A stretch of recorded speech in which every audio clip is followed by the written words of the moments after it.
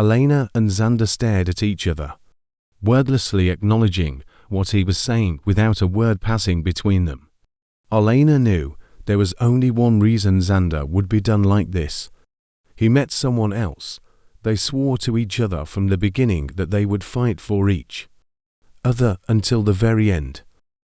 Who is it, Zander? Who is who?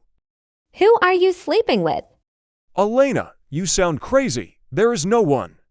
You've kept me on a pretty tight leash over the last year. When would I have found the time? I just don't want this anymore, and you can't change my mind. I just don't understand. You just encouraged me to go to the fertility clinic. You just told me how much you wished we were pregnant not even a week ago. If you haven't met anyone, what's changed? Nothing. Alena, I want out. Don't make this harder than it needs to be. Harder than it needs to be, Zander. I left my doctor's office thinking we had answers and a path forward to another baby.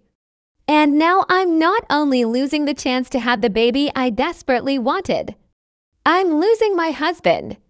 You've already lost me. There's nothing else to say.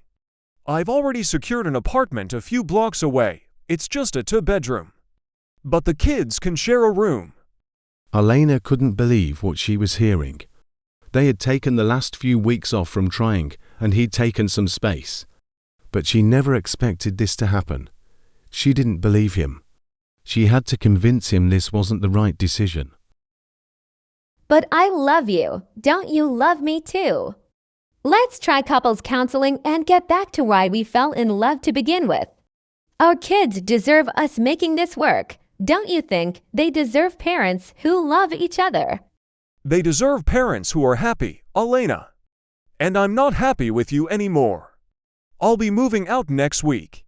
But you are welcome to stay in this house. I will help out until you no longer need it. If we have to, we can sell and split the profits. I have no intention of screwing you, Alena. I want this to be fair. I want this to be amicable.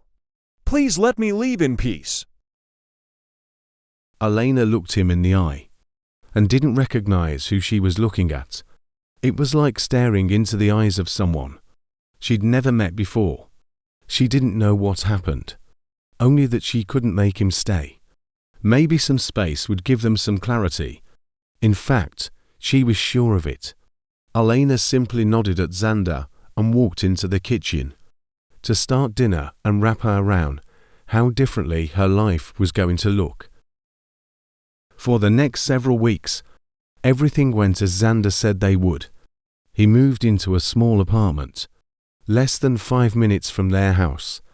They went to the bank together and split their shared account down the middle. She would keep the spending account he had set up for her, and he would keep the spending account he had set up for himself. The kids both had a college fund established, and parameters that required both of them to sign off on withdrawing any money from it. They decided to handle everything outside of court, and agreed on nearly everything, including 50-50 parenting time and decision-making for the kids, with them switching off every 3 days. Alena was excellent at managing calendars, and they already had a shared app for appointments. Now they just color-coded what days the kids were at each house. Alena would continue watching the kids during the day, while Zander worked. The kids transitioned to this new life seamlessly, and so did Zander. It seemed the only one who was still struggling with this new normal was Alena. She was still madly in love with her husband, and was hoping he'd change his mind, that he'd see what he was missing and come back to her. He still hadn't filed for divorce, so she still had some hope that love was still in there somewhere. They had even had several family nights for the sake of the kids, where she was certain he didn't want to go home. She knew in her heart that he was still supposed to be her husband, whether he saw it or not. Unfortunately for Alena, everything was about to change when her doorbell rang.